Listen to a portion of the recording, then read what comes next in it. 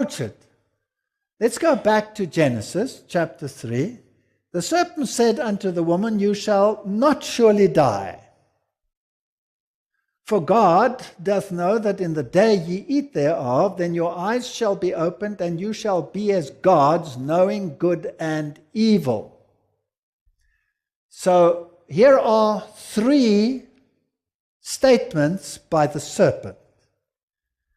The first statement is, You shall not surely die. What did God say?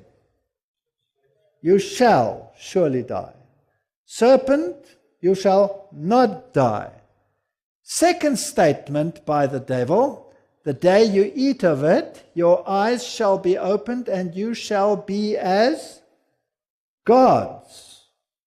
Second statement, second lie.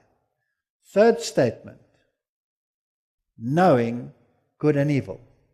3 statements. And they all come out of the mouth of the serpent. Now there's only one church in the entire world that has all 3 serpent statements as official dogma. I give you one guess as to which church that is. That's Roman Catholicism. And unfortunately, Protestantism came out of Catholicism and very often inherited portions of the doctrine, distancing itself over time from much of it, and initially sometimes distancing themselves totally, but with time, guess what? They drifted back into that doctrine. So now, let's see whether this is so or whether I'm making this up. This is the New Orleans Cemetery. It's a Roman Catholic cemetery. It's interesting because all the graves are above ground, because it's below the water line and you can't bury anyone because the coffins will be above ground when the tide comes in.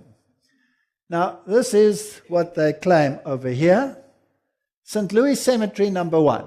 Welcome to this holy place. You should be getting nervous already. The Catholic cemetery is the last resting place of the bodies of the faithful departed, awaiting reunion with their souls at the resurrection on the last day. So now you have the souls going to heaven, being with God and with Jesus, and then at the resurrection coming down back into the body.